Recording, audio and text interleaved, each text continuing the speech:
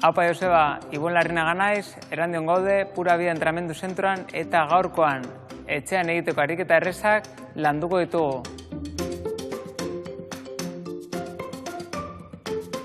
Lehena, aldaka.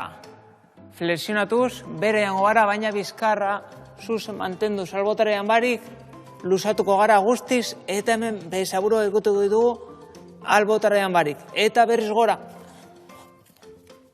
Zeratuko gara belaunak ez flexionatzen, bale? Eta bera, zuzen, bezaburo ikutu, eta gora, jarri behar ditugu fuerte. Hankak, fuerte tripa, eta flexioa behar da aldakatik eta ez belaunetatik. Eta ariketa honetan lantzen dira, hankak lotuta korearekin eta sorbaldak be. Eta jende guztiaren entzat bideratuta dago. Baina, nivela kontuan hartuta, flexionatu daitezke belaunak pitin bat gehiago, eta gero, izan daitezke malguagoak alboetara jateko momentuan. Bebai, bezaboro ikutu ditzazkegu, edo ez. Baina, bai landuko dugula, aldakaren flexio hori, sorbalden indarra eta korearen estabilizazioa.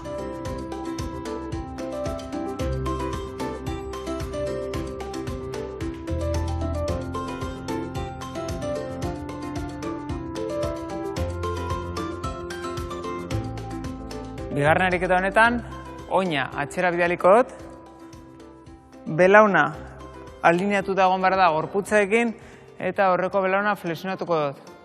Egingo dut, atxera eta bera.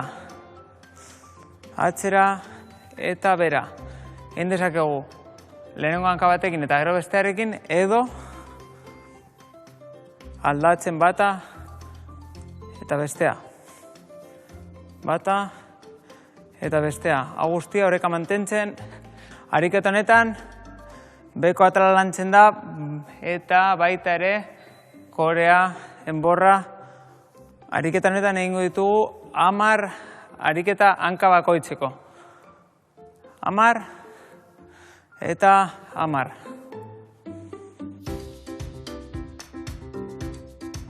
Hirugarren ariketa honetan goiko atala landuko dugu, eta zertan datza. Botako gara lurrean, eskuak bezaboren hastian, eta flexionatuko ditugu ukondoak beraino joan arte. Eta gero gora, moldatu daitezke ariketa hauek, nivela kontuan hartuta, izan daiteke, edo belaunak apoiatuta, apur bat zailagoa dana, da belaunak altxatuta.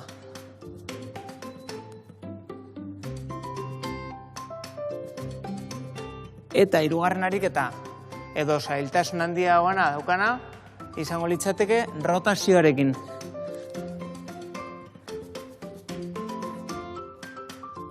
Berez, 10 errepikapen egin beharko genituzke.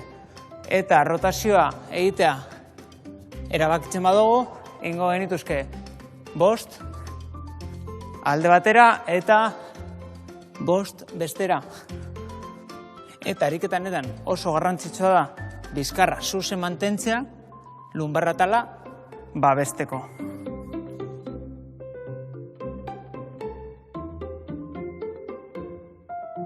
Eta amaitzeko, laugarren ariketa honetan, azpikaldeko atzeko partea landuko dugu. Flexionatuko ditugu belaunak, bizkarra lurrera eta ipurdiarekin gora egingo dugu. Eta zailtasun gehiago sartu nahi dugu ariketa honi, altxatuko dugu hanka bat eta hanka bakar batekin egingo dugu ariketa. Gora, bera, igotzerakoan fuerte jarri behar dugu, bai iskioak eta bai gluteoa. Egingo ditugu 10 errepikapen eta aukeratzen badugu hanka bakar batekin egitea, 5 errepikapen hanka bakoitzeko.